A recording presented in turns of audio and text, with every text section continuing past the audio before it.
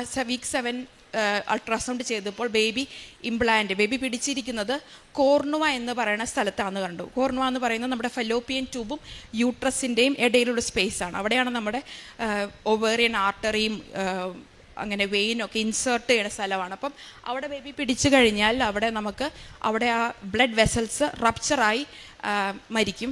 അത് ഉറപ്പുള്ള കാര്യമായിരുന്നു. അപ്പം ഡോക്ടർ നമ്മൾ അങ്ങനെ അൾട്രാസൗണ്ട് കണ്ടപ്പം എമർജൻസി ആയിട്ട് നമ്മളെ സർജറിക്ക് പോസ്റ്റ് ചെയ്തു. ആരനും പരിശുദ്ധ അമ്മയ്ക്കും 1000 നന്ദി.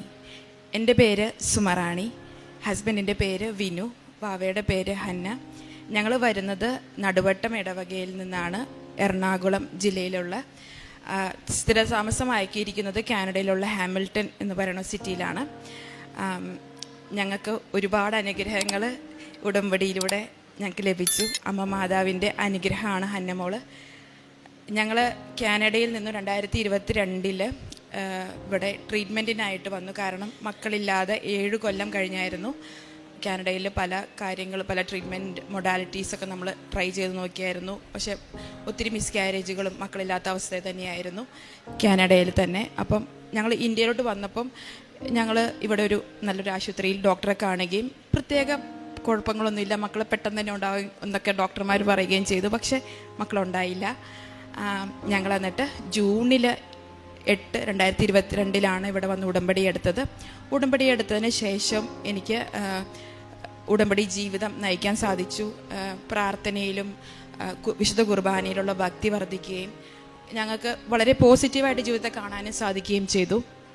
അതിനുശേഷം ഞങ്ങൾ ഇവിടെ ട്രീറ്റ്മെൻറ്റ് കണ്ടിന്യൂ ചെയ്തു. IVFൻ്റെ ഒരു കോംപ്ലിക്കേഷനായ ഓവേറിയൻ ടോർഷൻ എന്നൊരു കോംപ്ലിക്കേഷൻ എനിക്കുണ്ടായി. Ovarian hyper stimulation and ovarian torsion. അസാധ്യ വേദനയായിരുന്നു. അപ്പോൾ ഞാൻ ICUവിലായിരുന്നു. അതിൻ്റെ കോംപ്ലിക്കേഷനായിട്ട് സെപ്സിസ് ഉണ്ടായി. എൻ്റെ ഹാർട്ട് റേറ്റൊക്കെ താന്ന് അവരെനിക്ക് റിവൈവ് ചെയ്യേണ്ടി വന്നു. എൻ്റെ ജീവൻ രണ്ടാമത് എടുക്കേണ്ടി വന്നു. പക്ഷേ ദൈവാനുഗ്രഹത്തിൽ കൃപാസന മാതാവിൻ്റെ പ്രത്യക്ഷീകരണത്തിൻ്റെ സാക്ഷിയാവാൻ എനിക്ക് സാധിക്കണമെന്ന് പറഞ്ഞ് മാത്രം പ്രാർത്ഥിച്ചതിൻ്റെ ഭാഗമായിട്ട് എനിക്ക് പൂർണ്ണമായിട്ട് എൻ്റെ ഓവറിക്കൊന്നും ഒരു പ്രശ്നമില്ല. അങ്ങനെ എനിക്ക് തിരിച്ച് എനിക്ക് ബാക്ക് ടു ലൈഫ് നോർമലായിട്ട് എനിക്ക് ജീവിക്കാൻ സാധിച്ചു. ഫർദർ എനിക്ക് ഇവിടുത്തെ ട്രീറ്റ്മെൻറ്റ് കൊണ്ടൊന്നും മക്കളുണ്ടായില്ല. പക്ഷെ എനിക്കൊരു കാര്യം മനസ്സിലായി, അതായത് ഈശോ മാതാവും ഇടപെട്ടാൽ മാത്രമാണ് മക്കളുണ്ടാവുള്ളൂ. കാരണം മക്കൾ ദൈവത്തിൻ്റെ ദാനമാണ്, ഉദരഫലം ഒരു സമ്മാനം. ആ ഒരു ബോധ്യത്തിലോട്ട് ഞങ്ങൾ എത്തിച്ചേർന്നു. നഴ്സായ എനിക്ക് കാരണങ്ങൾ അറിയണം, കാരണങ്ങൾ കണ്ടുപിടിക്കണം. എന്തുകൊണ്ടാണ് മക്കളില്ലാത്തതെന്നത് കാരണം കണ്ടുപിടിക്കാൻ വളരെയേറെ ആഗ്രഹമുള്ള വ്യക്തിയായിരുന്നു. അതുകൊണ്ടാണ് ബേസിക്കലി നമ്മൾ നാട്ടിൽ തന്നെ വന്നത്. പക്ഷേ വിശ്വാസവും സ്നേഹവും ഒക്കെ ഇതിലൂടെ കുഞ്ഞിനെ ലഭിക്കണം എന്ന ഒരു ബോധ്യം ഞങ്ങൾക്കുണ്ടായി. നവംബർ 2022 ഞങ്ങൾ നാട്ടിൽ നിന്ന് ഇവിടുന്ന് തിരിച്ചു പോയപ്പോൾ മക്കളൊന്നും ഉണ്ടായില്ല. 7 കൊല്ലം കഴിഞ്ഞു. പക്ഷേ ഞങ്ങൾ തീരുമാനിച്ചു, ഞങ്ങൾക്ക് ഉടമ്പടി ജീവിതം നമുക്ക് നയിച്ചു നോക്കാം, മക്കളുണ്ടായില്ലെങ്കിൽ സാരില്ല, സന്തോഷത്തോടെ ജീവിക്കാമെന്ന് തീരുമാനിച്ച് ഞങ്ങൾ തിരിച്ചു പോയി. സങ്കടം ഉണ്ടോയെന്ന് വെച്ചാൽ ഉണ്ട്, ഉള്ളിൻ്റെ ഉള്ളിൽ വേറെ പിള്ളേരെ കാണുമ്പോൾ. പക്ഷേ ഉടമ്പടിയിൽ മാക്സിമം കുർബാന അറ്റൻഡ് ചെയ്ത്, മാക്സിമം കാരുണ്യ പ്രവർത്തികൾ ചെയ്ത്, പ്രേക്ഷിത പ്രവർത്തനങ്ങൾ ചെയ്ത് വളരെ എളിമപ്പെട്ട് ജീവിക്കാൻ എനിക്ക് സാധിച്ചു. ഞങ്ങൾക്ക് രണ്ടൊക്കെ സാധിച്ചു. ഫർദർ ഞങ്ങൾ ഏകദേശം 1 ഇയർ ആഫ്റ്റർ അവർ ഉടമ്പടി ജൂലൈ 2023 എനിക്ക് നാച്ചുറലി ഒരു ട്രീറ്റ്മെൻറ്റ് ഒന്നുമില്ലാതെ പ്രഗ്നൻസി പോസിറ്റീവായി. വളരെ എക്സൈറ്റഡ് ആയിരുന്നു. കാരണം എനിക്ക് ഒത്തിരി മിസ്കാരേജ് ഉണ്ടായി. ഇങ്ങനെ ട്രീറ്റ്മെൻറ്റൊക്കെ ചെയ്ത് മിസ്കാരേജൊക്കെ ഉണ്ടായപ്പം ആദ്യമായിട്ട് പോസിറ്റീവ് അതായത് നോർമലായിട്ട് ബേബി പോസിറ്റീവായി കണ്ടപ്പോൾ സന്തോഷമായിരുന്നു. പക്ഷേ വീക്ക് 7 നമുക്ക് ഹാർട്ട് ബീറ്റിൻ്റെ അൾട്രാസൗണ്ട് ചെയ്യുവാൻ ഡോക്ടർ പറയും. അപ്പം ആ വീക്ക് 7 അൾട്രാസൗണ്ട് ചെയ്തപ്പോൾ ബേബി പിടിച്ചിരിക്കുന്നത് കോർണുവ എന്ന് പറയുന്ന സ്ഥലത്താണെന്ന് കണ്ടു. കോർണുവ എന്ന് പറയുന്നത് നമ്മുടെ ഫെലോപ്പിയൻ ട്യൂബും യൂട്രസിൻ്റെയും ഇടയിലുള്ള സ്പേസാണ്. അവിടെയാണ് നമ്മുടെ ഒവേറിയൻ ആർട്ടറിയും അങ്ങനെ വെയിനൊക്കെ ഇൻസേർട്ട് ചെയ്യുന്ന സ്ഥലമാണ്. അപ്പം അവിടെ ബേബി പിടിച്ചു കഴിഞ്ഞാൽ അവിടെ ആ ബ്ലഡ് വെസൽസ് റപ്ചറായി മരിക്കും. അത് ഉറപ്പുള്ള കാര്യമായിരുന്നു. അപ്പം ഡോക്ടർ നമ്മൾ അങ്ങനെ അൾട്രാസൗണ്ട് കണ്ടപ്പം എമർജൻസി ആയിട്ട് നമ്മളെ സർജറിക്ക് പോസ്റ്റ് ചെയ്തു. പക്ഷേ ആ സർജറിക്ക് ഞങ്ങൾ കൺസെൻറ്റ് കൊടുത്തില്ല. അത് ലൈഫ് ത്രെട്ടനിങ് ആണ് എന്ന് നഴ്സായ നമുക്ക് അറിയാമെങ്കിലും കൺസെൻറ്റ് കൊടുത്തില്ല. പരിശുദ്ധാത്മാവിൻ്റെ ഒരു മാതാവിൻ്റെ ഒരു ഫീലും പരിശുദ്ധാത്മാവിൻ്റെ ഒരു ധൈര്യവും നമുക്ക് കിട്ടി. അന്ന് അങ്ങനെ അതുകൊണ്ടാണ് ബേസിക്കലി നമുക്ക് കൺസെൻറ്റ് കൊടുക്കാൻ തോന്നാഞ്ഞത്. മാതാവിൻ്റെ കാശുരൂപം ഞങ്ങളുടെ കയ്യിലുണ്ടായിരുന്നു, എണ്ണ കയ്യിലുണ്ടായിരുന്നു. അത് രണ്ട് വെച്ചിട്ട് ആശുപത്രിയിലോട്ട് പോയത് ഞങ്ങൾ പറഞ്ഞു കൺസെൻറ്റ് തരണില്ല. പക്ഷേ ഞങ്ങൾ വീട്ടിലോട്ട് തിരിച്ച് വിട്ടില്ല. കാരണം ബ്ലഡ് വെസൽ പൊട്ടി വയറിൽ ബ്ലഡ് നിറഞ്ഞ് മരിക്കും എന്ന് ഡോക്ടർ പറഞ്ഞപ്പോൾ അതുകൊണ്ട് പ്ലേയിങ് വിത്ത് ദ ഫയർ എന്നാണ് ഹസ്ബൻഡിൻ്റെ അടുത്ത് ഡോക്ടർ പറഞ്ഞത്. പക്ഷെ ആ സമയത്ത് പോലും നമുക്കൊരു ടെൻഷനും ഇല്ല. നമ്മൾ പറഞ്ഞു ഇത് ഞങ്ങളുണ്ടാക്കിയ ബേബി അല്ല, ഞങ്ങൾക്ക് ദൈവം ദാനമായി തന്ന ബേബിയാണ്. Miracles will happen and miracles do happen. അപ്പം അങ്ങനെ ഇരുന്ന സമയത്ത് ഞങ്ങൾ പറഞ്ഞു ഞങ്ങൾക്ക് 1 നൈറ്റ് ഇവിടെ സ്പെൻഡ് ചെയ്യണം, ഞങ്ങൾക്ക് സർജറി വേണ്ട. അപ്പം ഡോക്ടർ പറഞ്ഞു 1 നൈറ്റ് സ്പെൻഡ് ചെയ്തു. അപ്പം അവിടെ ഞങ്ങൾ ഫർദർ അൾട്രാസൗണ്ട് ചോദിച്ചു. അപ്പം 2 അൾട്രാസൗണ്ട് ചെയ്തപ്പോഴും സെയിം തിങ്, ബേബി കോർണുവേലാണ്, അതായത് ഫലോപ്പിയൻ ട്യൂബിൻ്റെയും അടുത്താണ്, അതിൻ്റെ സ്പേസിലാണ്, ഒരു പ്രത്യേക സ്പേസിലാണ് ബേബിക്ക് ഒരിക്കലും എൻഡോമെട്രിയത്തിലോട്ട് മാറാൻ പറ്റില്ല. കാരണം ചെടി നടന്നത് പോലെയാണ് ബേബി പിടിക്കുന്നത്. അപ്പോൾ അങ്ങനെ ഇരുന്ന സമയത്ത് ഞങ്ങൾ പറഞ്ഞു ഞങ്ങൾക്ക് ഒരു രാത്രി വേണം. അപ്പം ഞങ്ങൾ 1 നൈറ്റ് കണ്ടിന്യൂസ് കൊന്തെത്തിച്ചു, പ്രത്യക്ഷീകരണ പ്രാർത്ഥന എത്തിച്ചു, കാശുരൂപം വെച്ചിട്ട് വയറ്റത്ത് വെച്ച് പ്രാർത്ഥിച്ചു. അന്ന് നൈറ്റ് ഞാൻ മാതാവിനെ ഫീൽ ചെയ്തു. മാതാവ് എൻ്റെ അടുത്തുണ്ടായിരുന്നു, മാതാവിൻ്റെ സ്മെൽ എൻ്റെ അടുത്തുണ്ടായിരുന്നു. എനിക്ക് ഭയങ്കര ധൈര്യം തോന്നി. വിനു ഹസ്ബൻഡിനും സെയിം തിങ്. ഞങ്ങൾ ആരാധനകൾ കൂടി അച്ഛൻ്റെ ഉടമ്പടി ധ്യാനങ്ങൾ കണ്ടിന്യൂസ് ആയിട്ട് കേട്ടുകൊണ്ടിരുന്നു. ആരാധന കൂടി പ്രാർത്ഥിച്ചു. എനിക്ക് സ്പോട്ടിംഗ് ഉണ്ടായിരുന്നു രാത്രി. അപ്പം ഡോക്ടർ പറഞ്ഞത് സ്പോട്ടിംഗ് തുടങ്ങാൻ പറയേണ്ടത് ബിഗ് റപ്ചറിൻ്റെ തുടക്കമായിരിക്കും, യു ഗോണ ഡൈ, അതോ അങ്ങനെയാണ് പറഞ്ഞത്. പക്ഷേ ഞങ്ങൾക്കൊരു വിശ്വാസം ഉണ്ടായിരുന്നു, ഇത് മാതാവിൻ്റെ പ്രത്യക്ഷീകരണത്തിൻ്റെ കുഞ്ഞുവാവയാ ഞങ്ങൾക്ക്. അപ്പം അങ്ങനെ ഒരു ധൈര്യം ഉള്ളത് കൊണ്ട് ഞങ്ങൾ ഫർദർ വീണ്ടും അൾട്രാസൗണ്ട് ചോദിച്ചു. പക്ഷേ ഞങ്ങൾ ഡോക്ടർക്ക് വേണ്ടി പ്രാർത്ഥിച്ചു. ഡോക്ടർ ഓൾറെഡി 3D അൾട്രാസൗണ്ടിന് വേണ്ടി അങ്ങനെ റിക്വസ്റ്റ് ചെയ്തു.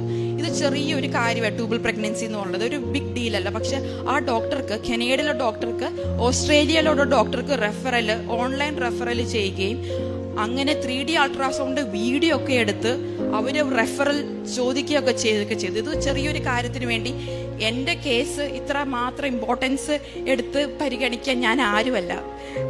നമുക്ക് മെറിറ്റില്ല, ബട്ട് ബൈ ഗ്രേസ് ആണ്. അപ്പം അതുകൊണ്ട് നമുക്ക് വളരെയേറെ ഇമ്പോർട്ടൻസ് തരികയും മാതാവിൻ്റെ, ഞങ്ങൾക്കിപ്പോൾ ഈ മീറ്റ് ചെയ്യുന്നവരെല്ലാം ഞാൻ പറഞ്ഞുകൊണ്ടിരുന്നു ഇത് മാതാവിൻ്റെ പ്രത്യക്ഷീകരണത്തിൻ്റെ സാക്ഷിയാവാനുള്ള കുഞ്ഞുവാവയാണെന്ന് ഞങ്ങൾ എല്ലാവരും മീറ്റ് ചെയ്യുമ്പോൾ പറഞ്ഞിരുന്നു. അൾട്രാസൗണ്ട് ചെയ്യണവരോടും അവിടെയുള്ള നഴ്സുമാരോടും കോവർക്കേഴ്സിനോടൊക്കെ പറഞ്ഞുകൊണ്ടിരുന്നു. അപ്പം ഞാൻ ഓപ്പറേഷൻ ചെയ്തില്ലെങ്കിൽ മരിക്കും. അപ്പം അവരന്ന് വൈകുന്നേരം ഓപ്പറേഷന് ടൈം ലൈൻ തന്നു, കാരണം അടിയന്തരം പെട്ടെന്ന് കയറ്റാൻ പറ്റാത്തതുകൊണ്ട്. അപ്പം അങ്ങനെ ഇരിക്കുന്ന അവസരത്തിൽ ഓസ്ട്രേലിയ ഡോക്ടർക്ക് മാത്രം അൾട്രാസൗണ്ടിൽ ചെറിയതായിട്ട് എൻഡോമെട്രിയം, യൂട്രസിൻ്റെ അകത്ത് ചെറുതായിട്ടൊരു കണക്ഷൻ കാണാൻ പറ്റി. പക്ഷെ കാനഡയിലുള്ള ഡോക്ടർമാർക്കൊന്നും കാണാൻ പറ്റിയില്ല. അപ്പം ഓൺ ഹിസ് പ്രോമിസ് നമ്മൾ വീട്ടിലോട്ട് വിട്ടു. 1 വീക്ക് വെയിറ്റ് ആൻഡ് വാച്ച് ആയിട്ട്. അങ്ങനെ വീട്ടിൽ വന്നു. 1 വീക്ക് കഴിഞ്ഞപ്പോൾ വീണ്ടും അൾട്രാസൗണ്ട് ചെയ്തു. ബേബി കംപ്ലീറ്റ് ആയിട്ട് എൻ്റെ യൂട്രസിൻ്റെ ഉള്ളിലോട്ട് പിടിച്ചു. അപ്പം എനിക്ക് മീറ്റ് ചെയ്യാൻ പറ്റിയവരോട് എല്ലാവരോടും എനിക്ക് പറയാൻ പറ്റി, കാനഡയിലുള്ള ആൾക്കാരോടൊക്കെ എനിക്ക് മാതാവിൻ്റെ കൃപാസന മാതാവിൻ്റെ പ്രത്യക്ഷീകരണത്തിൻ്റെ കാര്യങ്ങളൊക്കെ എനിക്ക് ഷെയർ ചെയ്യാൻ പറ്റിയായിരുന്നു. ഫർദർ പ്രഗ്നൻസി കണ്ടിന്യൂ ചെയ്തു. അത് കഴിഞ്ഞ ശേഷം ഫസ്റ്റ് ട്രൈമസ്റ്റർ സ്ക്രീനിങ് ഉണ്ട്. നമുക്ക് ആദ്യത്തെ 3 മാസം കഴിയുമ്പോൾ സ്ക്രീനിങ് ഉണ്ട്. അത് ഇങ്ങനെ അബ്നോർമാലിറ്റികൾക്ക്, ജനിതക വൈകല്യങ്ങൾക്കൊക്കെ ഉള്ളത്.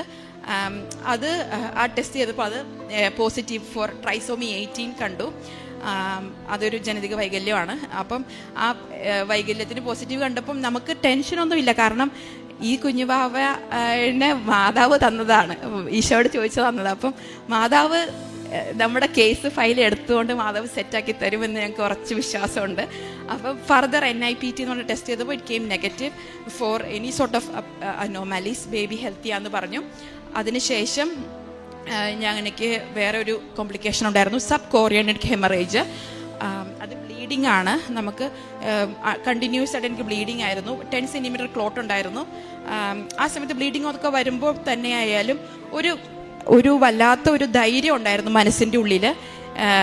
ബ്ലീഡിംഗ് ഒന്ന് വന്നാലും കുഞ്ഞുവാവ എങ്ങും പോണില്ല, കാരണം ഇത് മാതാവിൻ്റെ കുഞ്ഞുവാവയാണ് എന്നൊരു ധൈര്യം നമുക്ക് ഉണ്ടായിരുന്നു. ആ സമയത്തൊക്കെ നമ്മൾ ഉടമ്പടി തൈലവും അതോടൊപ്പം തന്നെ കാശ് രൂപവും ത്രൂ ഔട്ട് പ്രഗ്നൻസി എൻ്റെ വയറ്റത്ത് തന്നെയായിരുന്നു കാശ് രൂപം. കാരണം നമുക്ക് ചലഞ്ചിങ് സിറ്റുവേഷൻസ് വന്നപ്പോൾ ഭയങ്കരമായിട്ട് ധൈര്യം കിട്ടി ആ ഒരു ഉടമ്പടി തൈലവും കാശ് രൂപവും. ഫർദർ അത് കോംപ്ലിക്കേഷൻസ് ഇപ്പോൾ ബെഡ് റെസ്റ്റ് പറഞ്ഞായിരുന്നു. എനിക്ക് ബെഡ് റെസ്റ്റ് ചെയ്തുകൊണ്ട് പോയി വന്നു. പക്ഷേ ലേറ്റർ നമ്മുടെ ഫൈനൽ ട്രൈമസ്റ്ററിൽ ബേബിയുടെ ഗ്രോത്തിന് ചെറിയൊരു പ്രശ്നം അവർ പറഞ്ഞു. ഗ്രോത്ത് അപ് ടു ദ പാറല്ല, പെർസെൻറ്റൈൽ പ്രശ്നങ്ങൾ പറഞ്ഞു. പ്രിറ്റി നോർമലാണ്. പക്ഷേ ഇവളുടെ പെട്ടെന്ന് പെർസെൻറ്റൈൽ ഡ്രോപ്പ് വന്നപ്പോൾ എനിക്കെന്തോ ഉള്ളിൽ തോന്നി, ഞാനിങ്ങനെ ബെഡ് റെസ്റ്റ് ചെയ്തിട്ട് കിടന്നിട്ട് കാര്യമില്ല, നമ്മൾ വിശുദ്ധ കുർബാന സ്വീകരിച്ചാൽ മാറാവുന്നതായിട്ടുള്ള അസുഖങ്ങളും വാവയുടെ ഗ്രോത്തൊക്കെ ഉള്ളൂ എന്നൊരു ഒരു ഒരു ഒരു ഉൾവിളി തോന്നി. അതോടൊപ്പം തന്നെ വിശുദ്ധ കുർബാനയിൽ സ്വീകരിച്ചു കഴിഞ്ഞാൽ എനിക്ക് ഹീലിംഗ് ഉണ്ടാകും എന്നൊരു ബോധ്യം ഉണ്ടാവുകയും ചെയ്തു. അങ്ങനെ വിശുദ്ധ കുർബാന കണ്ടിന്യൂസ് ആയിട്ട് ഞാൻ സ്വീകരിക്കുകയും പ്രാർത്ഥിക്കുകയും ചെയ്തു. ഫർദർ അത് ആ കോംപ്ലിക്കേഷനും വളരെ മനോഹരമായി മാറി. എനിക്ക് സിസേറിയൻ സെക്ഷനിലൂടെ ബേബീനെ പുറത്തെടുക്കാൻ പറ്റുള്ളൂ. കാരണം ബേബി ബ്രീച്ചായിരുന്നു. ആ ബേബി ഓട്ടോമാറ്റിക് കർത്താവ് തന്നെ പ്രസവിക്കേണ്ട സമയത്ത് തിരിച്ചു തരികയും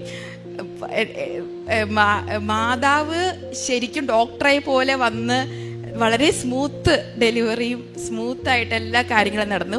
ഫർദർ ബ്രസ്റ്റ് ഫീഡിങ് ആയിക്കോട്ടെ എന്തായിക്കോട്ടെ ഒരു അമ്മയുടെ വാത്സല്യത്തോടു കൂടി കൃപാസന മാതാവിൻ്റെ ഫീൽ എനിക്ക് തന്നു. അതോടൊപ്പം തന്നെ ത്രൂ ഔട്ട് ദ ജീവിതത്തിൽ ഞങ്ങൾക്ക് മനസ്സിലായി ദൈവത്തിന് അസാധ്യമായിട്ട് ഒന്നുമില്ല. ആ വിശ്വാസത്തിലുള്ള ഞങ്ങളുടെ വളർച്ച വളരെ 100% ആക്കി. 100 പറയാൻ പറ്റില്ല, കാരണം സ്റ്റിൽ വി ആർ ഹ്യൂമൻസ്. ഒരു 98% വിശ്വാസം, അതായത് കംപ്ലീറ്റ് വിശ്വാസം ദൈവത്തിൽ ഞങ്ങൾക്ക് അർപ്പിക്കാൻ സാധിച്ചു. ഇനിയും ചലഞ്ചിങ് സിറ്റുവേഷൻസ് വരുമെന്ന് ഞങ്ങൾക്കറിയാം. അപ്പോൾ അതുകൊണ്ട് അമ്മ മാതാവിനും തിരുക്കുമാരനും ഒരുപാട് നന്ദിയുണ്ട്. ബേബി പ്രിറ്റി ഹെൽത്തിയാണ് സോ ഫാർ ജേർണിയിൽ ഞങ്ങൾ കുടുംബത്തിന്. അതോടൊപ്പം തന്നെ ഒരു വളരെ ഇൻട്രസ്റ്റിംഗ് ആയിട്ടുള്ള കാര്യമുണ്ട്. എനിക്ക് എന്ത് ക്രേവിങ് പ്രഗ്നൻസി ടൈമിൽ ഹസ്ബൻഡ് ഞാനും മാത്രമാണ് കാനഡയിൽ. അപ്പം എന്ത് ക്രേവ് ചെയ്യുക, ഫോർ എക്സാമ്പിൾ ഒരു ഷ്രിംപ് കറി, ഇവിടെ ചെമ്മീൻ കറി ആഗ്രഹിച്ച ആരെങ്കിലും എനിക്ക് ഷ്രിംപ് കറി കൊണ്ടുവന്ന് തരാറുണ്ടായിരുന്നു. അപ്പം അതുപോലെ എന്ത് കുഞ്ഞാഗ്രഹം ഉണ്ടെങ്കിലും എൻ്റെ ഈ ഉടമ്പടി കാലയളവിൽ എനിക്ക് ഒത്തിരി അനുഗ്രഹം തന്ന അമ്മ മാതാവിനും തിരുക്കുമാരനും 1000 നന്ദി.